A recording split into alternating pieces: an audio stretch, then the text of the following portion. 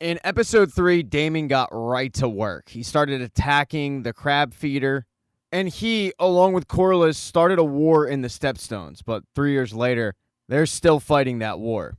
Every time they attack with a dragon, the crab feeder and his men just go into caves, and dragons can't really do anything about it.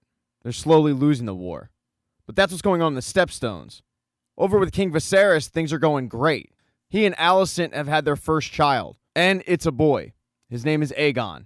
Alicent is also pregnant with their second child. And as they celebrate the baby's second birthday and get ready for a giant hunt, he gets an update on how bad things are going for his brother and the sea snake, who is Corlys, in the Stepstones, but he's not really concerned about it. He just wants to celebrate his son's birthday. Someone, however, is missing. The heir to the throne, Rhaenyra. Alicent figures that she has an idea of where Rhaenyra is, and sure enough, Rhaenyra is outside just reading. She has no interest in being a part of this party. The relationship between Rhaenyra and Alicent, along with her father, has been strayed ever since he announced that he was going to be married to Alicent. Now that her father has had a boy, it doesn't get any better. She's slowly waiting for the announcement that she has been usurped as heir to the throne. He finally got the boy that he always wanted, so in her mind, it's only a matter of time. Because of that, she's pretty miserable. Alicent, meanwhile, has tried to be a friend to her, but to no avail. She does, however, have to pull rank and force Rhaenyra to come along to the hunt, and she's able to do so because now she is technically the queen. On the way, though, to the hunt, the king brings up the fact that Rhaenyra is of age. She has to get married. But she's just not interested in that. And even though her father reminds her that it is her duty, she still is not interested in it. They arrive at the location of the Great Hunt. The king, Aegon, his wife, Rhaenyra, they all get a standing ovation as the carriage comes in.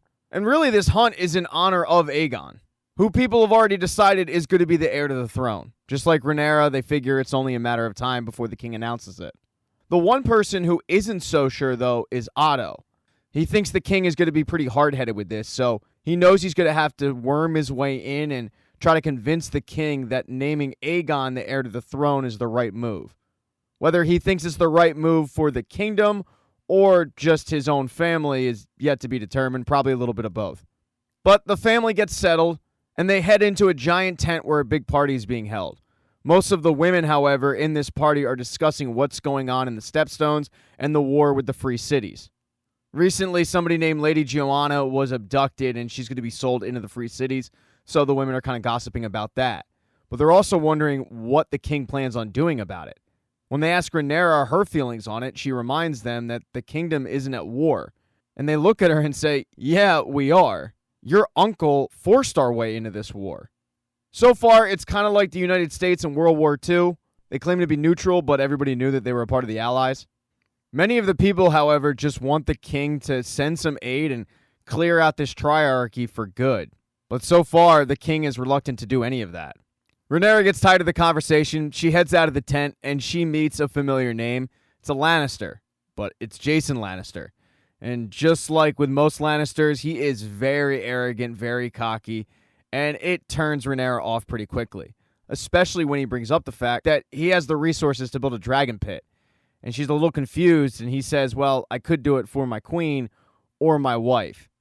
Rhaenyra quickly realizes that this whole conversation was set up by her father in an effort to get her to marry this guy. She ends the conversation pretty quickly and storms back into the tent to confront her father about this. It results in a pretty loud public argument between the two where he yells at Rhaenyra that it is her duty to marry. It gets so bad that Otto has to jump in and settle the two down before this public affair gets any more public and more embarrassing for the crown. Rhaenyra gets so annoyed that she leaves the tent, hops on a horse, and takes off. Luckily for her, Sir Criston Cole saw her leave, so he hops on a horse and chases after her. When he's finally able to catch up to her, she starts venting about what just happened to her, the whole Jason Lannister situation. After she's done venting, Criston says, we should probably head back to camp, but she doesn't want to do that. She'd rather just travel around the woods and post up there for a little bit. So that's what they do, just wandering and talking. The king, though, gets word that the hunt is going well. There's been a sighting of a Whitehart. It's a big, giant albino stag. And a Whitehart is looked at as the king of the King's Woods. Otto tries to make the case that this is a sign from the gods. Aegon's birthday, you find the king of the King's Woods. Can't be a coincidence, right? But Viserys doesn't put too much stock into it yet. He's still a little bit flustered about the conversation he just had with his daughter. The hunters continue to search for the white stag, and that night, the king starts to drink. A lot. Jason Lannister comes up to him while he sits on his throne, and he presents him with a special spear that he had made for Aegon in his birthday. He hopes that Viserys will use it to kill the Whiteheart. He then makes his pitch to Viserys about why he should be able to marry Rhaenyra. And one of the reasons he brings up is the fact that he will make a really good home for her and be a sort of consolation prize for not getting the throne. But this really pisses Viserys off. The fact that it's just assumed that Aegon will usurp his daughter, who he already named to be the heir. He sets Jason straight right away. Rhaenyra will continue to be the heir, despite the fact that he has recently had a son. And this decision wasn't made on a whim. Jason Lannister just leaves, and then Otto comes up. He gives him an update on the Whiteheart, and then he reminds Viserys that Rhaenyra is not only his daughter, but he is the king, and she will do as he commands. But he's not interested in commanding her to marry somebody. That's not what he came for. He wants his daughter to be happy. So Otto proposes something that he thinks Viserys might be more comfortable with. Incest. That's right. He proposes that Rhaenyra marry Prince Aegon. I mean, he is only her half-brother after all. King kind of looks at Otto like he's nuts. Not because of the whole incest part, but because Aegon just turned 2 years old. Otto points out, though, that if the king were to do this, it would cease the endless proposals for Rhaenyra that the king's been besieged with. The king, though, laughs it off and reminds Otto, I came here to hunt, not to deal with this crap. The king is clearly getting tired of it. But that wine is some good. And the king continues to drink, forgetting about his problems. So when Lord Lionel comes up to him, the king is pretty drunk. Lord Lionel, though, comes up to him and gives him an update on where Rhaenyra is. The king starts beating himself up over the fact that he can't even command his own daughter, and Lionel reminds him of a previous king who held peace throughout the realm but was driven crazy by his daughter, so don't be too hard on yourself. He then asks the king, do you want my opinion on this? And the king really doesn't, but Lionel's going to give it to him anyway. He tells the king that the person that Rhaenyra should marry is the son of Rhaenys and Corlys, Sir Laenor. He gives him the exact same reason on why he thought that the king should have married Laenor's sister 3 years ago. But Laenor is currently fighting in the Stepstones, so he has to survive that first. The king doesn't really say anything. He just gets up and leaves. He goes and stands outside staring at the fire when Alicent comes up. And he tells Alicent that this whole Rhaenyra issue is really eating at him. The fact is, he named Rhaenyra the heir to the throne because he accepted the fact he was never going to have a son. He had a dream that he would have a son, and he feels like it drove him to try, which resulted in the death of his first wife. He never thought he would remarry, and yet here he is, with a new wife and a new son. He thought by naming Rhaenyra the heir to the crown, it would stop all of that. But then everything changed. So now he's wondering, what if he was wrong about naming Rhaenyra the heir? And just like she's done for the past 3 years, Alicent doesn't give much insight, she just listens. The next morning, though, they get an update on the white stag. They've caught it, or at least they thought. When the king arrives to kill the stag, turns out it's not the Whiteheart. It is a giant stag, but it's just not the one that they were searching for. Doesn't matter, though. It's got to die. So Jason hands over the spear, the king goes up, and he kills it. But Viserys wasn't the only Targaryen to get a kill. Viserys and company head back to camp, and they're eating when all of a sudden the alarms go off. Not the alarms for a kill or the alarms for attack, but the bad bitch alarms. Because Rhaenyra returns with Criston, and there is a wild boar being dragged on a cart behind them. The previous night, they were attacked. Criston injured it, and Rhaenyra ended up bludgeoning it. So when she returns to camp, she is covered in blood, and all eyes are on her. But she doesn't say a word.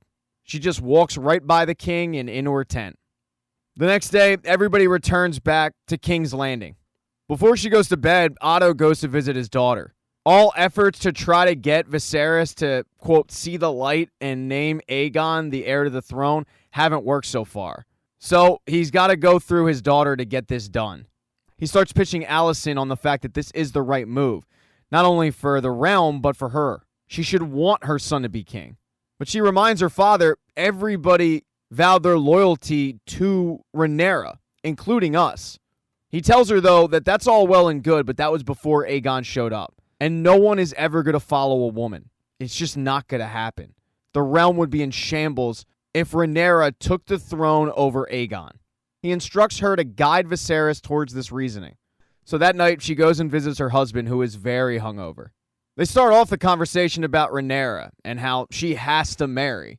Alicent's advice, though, is that Rhaenyra has to believe it's her choice to marry. She can't be forced into it. She's too hard-headed. She then notices that there's a letter to the king on the table, and it's from Vaemon Velaryon. He's Lord Corlys' brother. He's begging for help. The king, though, doesn't want to send aid. He looks at this war as it started by two malcontents who were unhappy with the decisions that he made. So what message would it send if he bailed them out?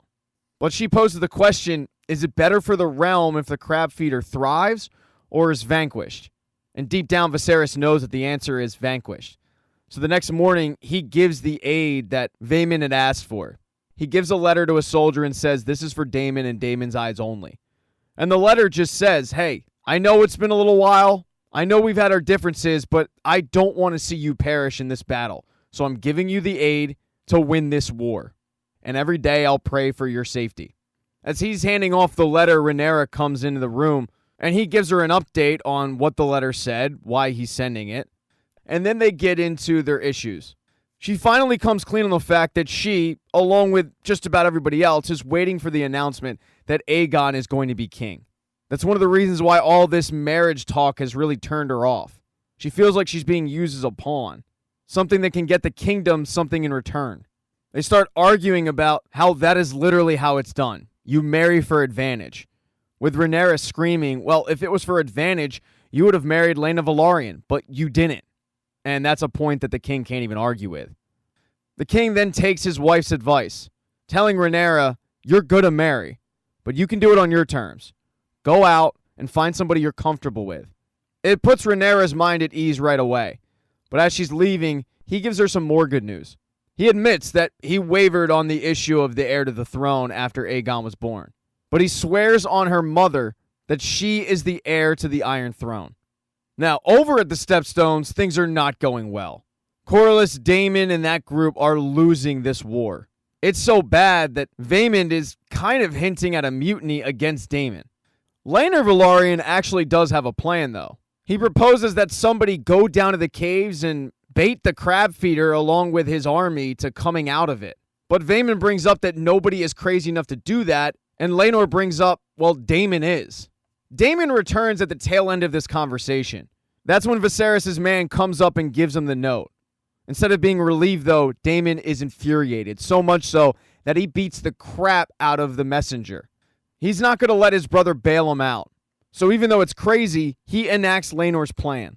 He plays straight up hero ball, going down to the cave and waving a white flag. Just as he's about to sacrifice himself, he starts attacking, though. He starts running through arrows, killing a bunch of the crab feeder's men until finally he is hit. I mean, it took a while. These are the worst archers in the land. They straight up suck. But right as the crab feeder's men have Daemon surrounded, that's when Laenor flies in with the dragon and starts attacking everybody. The dragon, along with the gold cloaks and the sea snake's men, they finally win the war. Daemon heads into the cave and kills the crab feeder, bringing his body out and having him live up to the name because he feeds the crab feeder's body to crabs. He does all of this before Viserys' men can even arrive. Thank you so much for checking out this recap. Please consider subscribing to the channel and subscribing to my Patreon. Hit thumbs up if you liked it. Smash that thumbs down button if you thought it sucked. If you left a comment, I don't get back to you. I usually don't check the comments unless they're like a super comment. Also, if you don't see the next video up on the end screen, not to worry, it'll be up in a day or two.